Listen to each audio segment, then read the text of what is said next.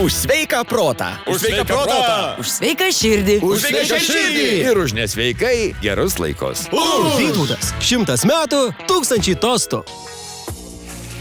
Arnas, Duracelis. Artūras, mėsininkas. Gabija, mergelė iš Nazareto. Visi moka gražiai kalbėti, bet ar visi išdrįs tai padaryti? Adrenalinas, įtampa, triumfas, naujieji herojai gimsta čia. Iš karto matosi, kad ne su kauniečiai susitinku. Ar yra kažkas, ką norėtum pakeisti praeityje? Viską, išskyrus žmoną. Pardavinėsime internete maldas. Bažnyčios turbūt iškart ploja rankom. Mantas! Mergelė, aš jau to nebeprašysiu. O, kaip gerai. Kaip sesė reagavo. Mes gert. Negaliu sakyti, žmona žiūrės. Sveiki, mėly Delfi TV žiūrovai. Šiandien sveikiname su jumis iš Kauno, iš Soboro.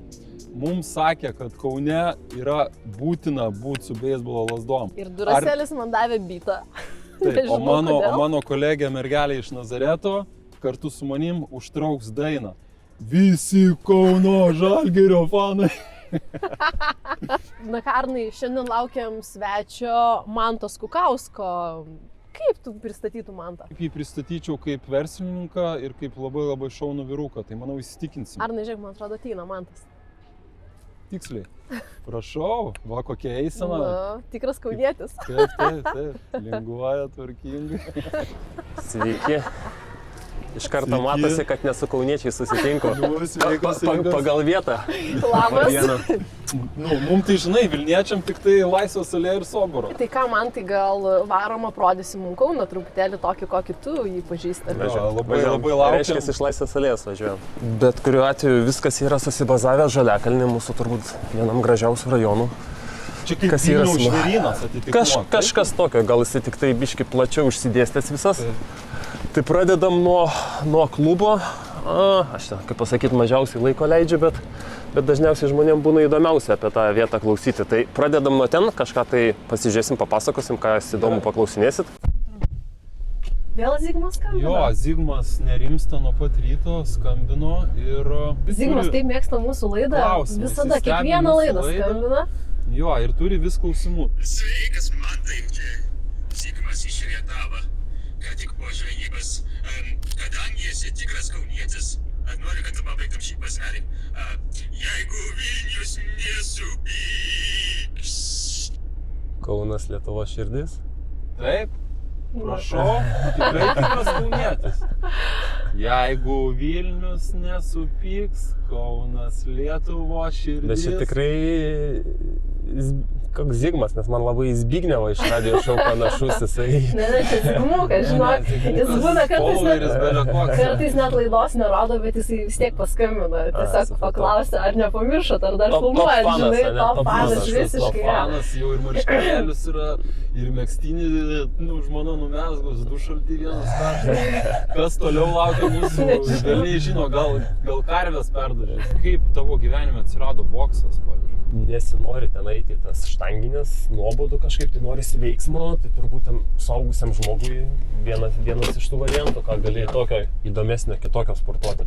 O ką tau boksas davė gyvenime, kad galėtum pasakyti, toks kovinis sportas, vis tiek tokios ištvermingos treniruotės, versle kaip pritaikė asmeniniam gyvenimui? Nu tai čia nežinau, aš galiu gal Erlicko šitą posakį pasakyti, nežinau, kur tenai iš...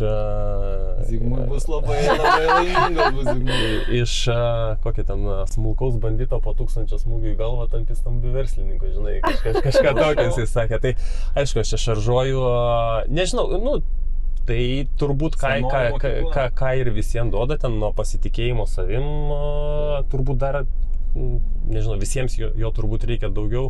Draugų daug sutikau, kurie po šiai dienai draugų, tas daug davė, tai sveikatą, nežinau. Sportas visada į naudą, aš sakyčiau, gerai, man tai atvažiavom į striptizo klubą. Tai beisbolo lazdą im? Ai, nereikia čia. Man tai papasako, kaip visgi atėjo mintis atidaryti šitą striptizo klubą. Grįžau iš emigracijos, galbūt tai pavadinkim. Ir prasidėjo viskas nuo to, kad, man atrodo, mes su draugu sugalvojome kurti startupą. Startupas buvo mintis apie tai, kad pardavinėsime internete maldas. Maldas. Maldas, jo. Mes, kaip pasakyti. Gerai, tas, bet šitas irgi įdomu. Ja, tai Bažnyčios turbūt iškart plojo rankom. Mantas. Nieks neplojo rankom iš tikrųjų, nes... Make church great again. Krikščioniškas maldas ar kokias? Ne, mes traktavom, kad malda yra energija ir nesvarbu, kuri religija, kaip sakyt, žmonės, kurie neturi pajamų, gali melstis, o žmonės, kurie turi pajamų, gali už tai susimokėti. Čia toks labdaros fondas turėjo būti. Turbūt viską blogai padarėm. Jisai tiesiog neišvažiavo, bet čia, kaip pasakyti, vienas iš daugelio mano nevykusių projektų. Čia yra viskas labai paprasta, kai nieko nemoki, darai verslą. Tai Arnai, ar būtum užpirkęs maldelę už mane? Jo programėlį. Visom progom. Bet tęsiam, Mantas papasakos savo istoriją. Kaip... Ir tai čia šitą istoriją, kad po to nuėjau, kadangi aš biškį su metalais dirbęs, tai tokį metalo fabriką nuėjau dirbti, kai po to paaiškėjo pas visišką aferistą žmogų, bet tas aferistas va būtent vienintelį, ką gero davė, pasiūlė, sako, žiūrėk, yra striptizo klubas, kuris parsidavinėja, bankrutuoja tiesiog. Ir taip gimė ta mintis, nuvažiavau, pakalbėjau, visai čia pasirodė, kaip čia teisingai pasakyti, juokingas verslas. Nu, blogiausiu atveju turėsi vaikam ką papasakoti. Uždirbsi, neuždirbsi, bet bent jau ten bus linksma. O kai atvažiavai, jau pajutai, kad kažkoks apleistas, kad jau nėra nuotaikytės, merginos liūdi. Tai pradėkim turbūt nuo to, kad buvo labai šalta čia. Kitas irgi toksai keistas momentas, aš iki tol ten buvau gyvenime buvęs gal vieną kartą ar du kartus striptizo klube prieš perkant tą daiktą. Tai toks irgi nelabai supranti, ar čia turi būti daug žmonių, ar jų iš vis užtenka, kad vienas būtų ir leidžia pinigus. Tai va, ir finalas toks, kad tas pats žmogelis, kuris man pasiūlė, aš jam sakau, perkam, jisai sako, aš neturiu pinigų, nes nieko jisai ir nekainavo, sako, ne, aš atboju, sakau, nu tai aš tada vis tiek sakau, aš su kažko tai jį pirksiu. Sesę aš ten praktiškai iš karto irgi pajungiau į verslą. Kaip sesė reagavo? Nu, tai iš pradžių tai vyksta, mes gert. iš pradžių visi keistai reagavo į tą daiktą, bet pasiliko toks juokingas darinys striptizo klubas šeimos verslas. Kuris buvo turbūt nestandartas, kuris buvo netgi sąlyginai įdomus. Ateini į striptizo klubą, randi ten brolį, sesę, dar, bet kad randi mamą. Bet gali teikti, kad su šita komanda sutvarkiai verslą ir pastatėjai jį ant kojų? Aš nematau ten didelių pasiekimų visame tame, kas čia atsitiko ten, kad buvo minusas tapo pliusų galiniam taške, čia nėra kažkoks superinis pasiekimas, ten daug darbo įdedant į turbūt 80% verslų gali tą pasiekti. Tai mes tiesiog tą ir padarėm, čia miegodavom kažkas iš šeimos narių 7 kiekvieną dieną. Kokią nors vieną pikantišką istoriją galėtum pasakoti? Ne, negalima, pasakoti. Konfidencialumas man neleidžia. Gali iš Nazareto provokuoti. Ne, čia tų istorijos, jas, kaip čia pasakyti, kiekvienas vakaras turi ten savo istorijas. Iš šono atrodo, kad jos visos skirtingos, kai čia dirbi, jos finale ten tampa ten visos vienodos. Nu, ten, kaip sakyti, kaip aš juokauju, bernvakaris, visi galvoja, kaip padaryti bernvakarį, kad jis vienintelis būtų toksai. Ir visi vienodai. Ir jų finalas ten praktiškai ten identiškas, arba apsivėmė, arba neapsivėmė ir važiuoja namo. Nu, kaip merginos jaučiasi bendrai? Ar ta kultūra vyrų, sakykime, jinai gerėja truputį, jie net tokie gašlus, priekabūs? Žmonės yra visokie ir žmonės yra dar labiau visokie, kai jie yra girti. Maloniai. Aš manau, mes su Gabija apsilankysim kurį savaitgalį. Arnas žadėjo pasisukti ant stulpo, išmokti. Pagaliau. Gal laimė tada apsižvalgyti truputėlį po striptizo klubą, nes yra tikrai pikantiškų vietų. Drąsiai.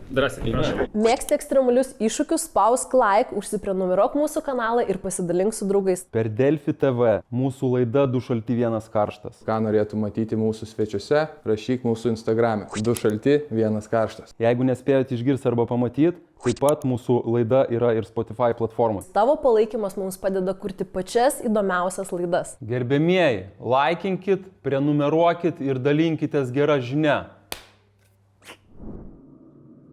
O mergelė, aš jau to nebeprašnekėsiu. Motyvuok mane, užkišk man kokį $10. Nu, žinok, samdom tave, viskas. CV nereikia. Man tai jau kaip šitas lovas tavo klientai naudoja, čia turbūt ir prigula ilgesniam laikui. Atsigulus yra sunkiau pakilti. Ar tikrai taip yra? Šitą nepasakysiu, šiaip lietuviai mūsų, sakau, ne ta tauta, kuri ateina drąsiai iš karto gulas ir jaučiasi kaip namuose, jiems dar turbūt reikia biški priprasti prie vietos, gal net išgerti ten kažką tai ir tada palengva, bet mes jas naudojam ir kaip ir panom vietą pašokti, nusivesti ten klientą, tokį kaip čia, pusiau privatų šokį pašokti kažkokį ir toks ir interjero detalė galų galiai įdomesnė, ne tiek daug striptizo klubų kaip neturi fetišo, ir vietos lovai neturi, ir pačių lovų neturi, kad būtų bendroje salėje. Ko lietuviam labiausiai trūksta ir ko bendrai mūsų visuomenį palinkėtum? Tai čia visas sąrašas. Trauk. 3 punktai. Supratingumas turbūt pirmas dalykas. Čia iš 100 žmonių gal vienam įdomu pasižiūrėti. O kas yra įdomu? Ko ateina žmonės? Turbūt labai didelė dalis tai pasikalbėti. Aš turbūt sakyčiau netgi taip. Tai galima turbūt taip sakyti, kad čia mini psichologo lovytės, ne kabinetai yra, bet psichologo lovytės. Man tai tiek įvairių skirtingų veiklų, kuriam tikrai reikia daug kūrybiškumo. Iš kur pats semiesi įkvėpimo ir gal turi kažkokių pavyzdžių, autoritetų gyvenime? Tai turbūt įkvėpimai ten kažkokie, tai nežinau. Aš tai vis dar galvoju, kad jų nėra kažkokių tai sektini pavyzdžiai, tai man labiausiai turbūt imponuoja, tai artimiausia aplinka draugai, kur pasisekė, kaip pasakyti, turėti pakankamai irgi ir verslių draugų aplink save. Bet palaikymas svarbus yra gyvenime, taip? Tai vienareikšmiškai, kaip pasakyti, sunku, bet ką daryti, jeigu tau visi sako, kad nesąmonė. Tai čia su šituo aš, kaip pasakyti, susidūriau tiek klubo versle, kai ieškojau partnerio. Aš dabar galvoju, man atrodo, aš buvau pas porą gal draugų dar prieš tai, kol susitikau tą savo draugą nuvažiavęs tenai, sakau, žiūrėkit, hebra, yra ten, parsiduoda ten striptizo klubas, ten vos neuždyka, davai, gal darom, ten. Plema, gal ne, ten kažkokia pamykė, ten vienas kitas pamykė, o po to praėjo ten metai ar 2 man pasakoja, koks aš asilas buvau, būčiau žinojęs, kad va čia taip viskas būtų pasisekę, iš tikrųjų ten beveik uždyką gavo, ir čia kaip, kad ten ir uždirbt galima, ir tą padaryti, žinai, ir kodėl aš nesutikau, mes sako, tu išėjai dar su kažkokiu draugu, kalbėjom asilas, kokią čia nesąmonę daro ir Tai tų tokių, kaip čia pasakyti, ten tą pirmą viešbutį perkant, atsimenu, toks draugas irgi atvažiavo, kas čia do baraką, sako, šiandien nesąmonė, žinai, tą pažvengė, žinai, tai irgi, žinai, sėdi, žinai, irgi po to irgi galvoju, blėt, iš tikrųjų gal čia nieko gero nėra, čia kažkokia vidury rajono. Bet visgi atvažiavom jau dabar į antrą tavo viešbutį, ne, ir vis dėlto yra kažkas gero. Jeigu net antras jau atsirado. Tai pasakyti jo, čia irgi man gal biškį gelbsti tas, kad mes esam Kaune, ne Berlyne, kur greičiausiai ar Berlynas, ar Londonas tematinių viešbučių tu sutiktum ir tai nebūtum kažkas tai galbūt naujo, įspūdingo ar kitokio, kadangi Kaune ta rinka mažesnė yra ir su tematinė, kaip čia pasakyti, su tematiniu daiktu tu esi išskirtinis vis dar, tai tas gelbsti ir galų gale sakau, kai darai kažkokią nesąmonę, labai smagu, kad ta nesąmonė kažkam patinka. Tai einam ir aprodysim. Prašom. Pasižiūrėti viešbutį. Nusipirkom turbūt jau šitą namą ir sakau, man jisai toks į Adamso šeiminėlių panašu. Pirminė mintis buvo, kad galbūt Adams Family Hotel kažkas tokio turėtų būti. Tada pradėjom galvoti, kad čia vokti kažkokius pavadinimus, buvo ten variantai Very Good Hotel. Kad vienas Very Bad Hotel, kitas Very Good Hotel. Bet tada gali būti žmonių šitas... Expectationai labai aukšti, žinai, gerą atvažiuoja, o patį bairį suprasti, kad vienas blogas, kitas geras, tai turi būti pabuvęs pirmam. Nes jeigu tu atvažiuoji pirmą kartą ir iš karto į Very Good Hotel ir, žinai, o tau čia garso izoliacija tragiška, tarkim, žinai, ir tu, žinai, automatiškai, kaip ten, nežinau, vieną naktį atsikėliau, kažkas broken buvo ir... Geras, bet labai geras.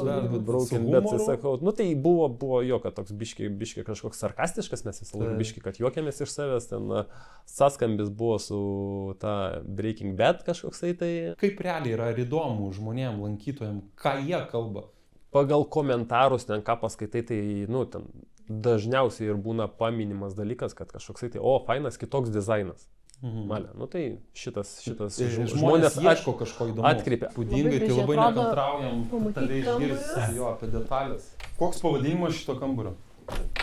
Kambaris 22 kol kas. Wow. O, kaip gerai. Unikalus turbūt dėl savo lovos, mes ją kažkokiam antikvariate Kur suradom. pirkai viską iš vis detalės? Ar čia tiesiog vežėjais iš užsienio, ar... Visi mūsų šitie, kaip čia teisingai pasakyti, smulkmenos detalės yra ieškomos, superkamos nuo turgų, antikvariatų, sendaikčių, bagažinių turgeliai, kur būna, tai jie po visą Lietuvą būna. O įmanoma užsidirbti netgi iš to, kad kažką nuperki ir paskui po kiek laiko matai, kad čia vos ne 3 kart brangiau gali parduoti. Čia negaliu atsakyti, galiu atsakyti anam viešbutį, kaip man yra pasisekę su 2 foteliais tokiais. Mano vienas draugas užsiminėjo renovuodamas 80-2000 ten toks moderno baldus. Jis ten pirkdavo, renovuodavo ir pardavinėjo. Ir aš jo pačio verslo pradžioje nupirkau tokius 2 kaip krokodilo odos foteliukus. Ir ten palengva ten tą viešbutį renginiai, ten sakau, man jie sąlyginai brangiai kainavo, bet man jie kažkaip labai patiko ir taip toliau. Praėjo, nežinau, 4 gal 5 metai, aš jau turbūt įrenginėjau šitą antrą viešbutį, pasivažiavau žiūrėti ir jis man sako, man tai ar atsimeni, sako, ten tos 2 foteliukus tokius, aš ten, sako, tau pardaviau. Jo, sako, atsimenu, sakau, kiek aš ten mokėjau, sakau, gal 700 eurų už tos ten 2 fotelius. Ir tai man ten kosmosas buvo, nes ten po 100 eurų aš pirkau kitus iš jo. Sako, žinai ką, sako, aš ten tau duodu 7000 už juos. Prašau. Man ten akis ant kaktos, bet aš dar suprantu, kad jis perpardavinėja. Sakau, žiūrėk, sakau, aš tau iškart sakau, aš jų neparduosiu, sakau, aišku, aš iš viešbučio juos tempiu į namus, bet sakau, aš jų neparduosiu. Seniai, neturėk iliuzijų. Sakau, bet tu man gali pasakyti, kokia jų ten kaina. Sako, aš manau, aš juos galėčiau ten už 10 000 parduoti. Tai šitą kaip ir baigiau aprodyti, ką čia padarė, o tada kviečiu į mūsų tą pirmąjį, kaip čia pavadinti, eksponatą. Labai blogą viešbutį. Varom, very bad. Aš kiek žinau, mūsų kolega mėsininkas ten jau yra nuvažiavęs ir ruošia tau iššūkį. Važiuojam, pažiūrim, ką mėsininkas paruošęs. Viešbučius gerai sekasi įrenginėti, patikrinsim, kiek iš tikrųjų drąsus esi gyvenime.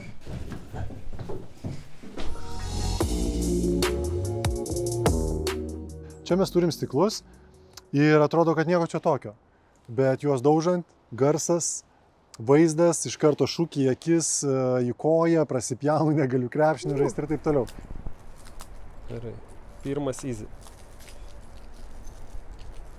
Super. Wow. Taip, tai man tai, klausimas tau, Blitz, ar yra kažkas, ką nori išbandyti, bet dar nesiryžai tam? Be abejo. Pavyzdžiui. O jas, nežinau. Kas šauna į galvą greitai? Negaliu sakyti, žmona žiūrės. Gerai. Supratom. Kokią paslaptį apie save slepi nuo aplinkinių? Ne, aš atviras žmogus, neslepiu paslapčių, iš tikrųjų. Viskas. Visi turim demonų, bet neslepiu. Žmona geriausiai viską žino. Man tai, ar tiki meilį iš pirmo žvilgsnio ir ar esi tai patyręs kad nors? Netikiu. Manau, sudaro daugiau negu tik išvaizda meilė. Tai kažkoks ten tas turi būti vaibas. Bet tu daugelių niekad nejutai skraidančių? Tai aš mačiau skraidančių, nereikia jausti, bet ten tas su alkoholio išėjimu iš kūno ir skraidimas baigėsi. Tai... Kas tave labiausiai gazdino santykiuose su žmona? Tai turbūt skyrybos gazdina, aš nežinau, manau, kad turbūt skyrybos. Norėtum, kad vienas kumštis įgi kol žmona numirs, kaip jau. Tai yra, kol mirtis įskirta. Nieko tokio, viskas varkoja. Stiklai daro savo. Bet manau, kad po šitų iššūkių tu dar labiau sustiprėsi ir kaip ir pats nori. Ir tikiuosi su žmona susitarsite ir jūsų santuokoje atsiras ir 3 vaikas. Man užtenka 2 ir žmonai užtenka 2, kol kas čia toks humoras mūsų. Man tai, kada jautiesi labiausiai pažeidžiamas? Miegant. Ant tualeto miegant. Ant tualeto sėdi, kai vaikai žino. Kaip apibūdintum tobulą santykių partnerę? Tobulą, tai turbūt kur pavardėjai tavo panašiai. Tai tokia ir tobulai. Jeigu pasirenki, tai turbūt arčiausiai tobulumai. Man tai kuriuo gyvenimo momentu labiausiai didžiavaisi savim? Kai gimė vaikas? Ar yra kažkas, ką norėtum pakeisti praeityje? Viską. Kur ėjai, tą patį galėjai padaryti geriau, įdomiau ir beveik viską keičiau. Išskyrus žmoną. Ar yra žmogus, kurio niekada nepamirši? Čia turbūt tėvai ir šeima, tai iš vis negali, kaip čia, pamiršti. Kas liečia draugus, tai manau irgi daugumą įsirėžia kažkaip tai giliai į atmintį. O kur sutinki vieną kartą, jeigu tokį žmogų ir, ta prasme, ten pasakai labas ir jo neužmiršti, jeigu apie tokį, tai nežinau, turbūt nesutikau tokio. Ar tu ruošies galimai valandai X? Ne. Koks įvykis? Ar turi kažkokių baimių gyvenime? Tai nuo vienos baimės ant kitos gyveni, žinai. Ko labiausiai bijai? Trys tokios to baimės. Ne, tai jeigu aš pasakysiu, kad gyvačių bijau ir jūs man čia prinešit pitonų, tai žinokit, mūsų draugystė baigsis labai greitai. Ko galim prinešti? Tada žinokit, mes nebedraugai daugiau, nes skambinti telefono nebekeliu. Tai va, nežinau, daug visko yra turbūt, ko nenori, tai ir viešas kalbėjimas buvo baimė. Bet matosi, kad jau įveikia šitą baimę. Nežinau, ar geriausia susitik su savo baime. Eiti baimę, kitą baimę. Filmuotis baimę. Galvoju, nesąmonį priešnekėsiu, tai po to gėda bus. Gerai, dar kažką. Nežinau, turbūt, nežinau, niekad nieko nesudaręs iš šitų, kaip čia pasakyti teisingai, baimių įveikimo, kad ten vienam kambarį būtų sugyvatė, ten per žaryjas vaikščioti ar kažkas. Niekad tokio, kaip sakyti, nežiūrėjau. O jeigu dabar ateitų pas tave mirtis, ką jį pasakytum? Palauk dar biškį. Dar turiu ką nuveikti. Ir aš žinau, kad mūsų kolega mėsininkas yra paruošęs iššūkį. Mėsininkas? Kur galimai susidursi su mirtim. Pasiruošęs eiti, išbandyti? Jeigu reikia šokti, iš karto atsisakau. Krepšininko čiurnos ir kelėnai, tai žinau, kad net laikys niekas, tikrai nešoko. Jokių parašiutai nieko, nesiūlykit. Ką paruošę? Supratau, gerai, bandom. Neskleidžiam dar. Ai, nesakysit, gerai. Super. Tai ką, eime? Tai vakis mėgsi, sakau, davai. 2-3 lavonus gal ir sutalpintum, bet nemėgdyt žmonės.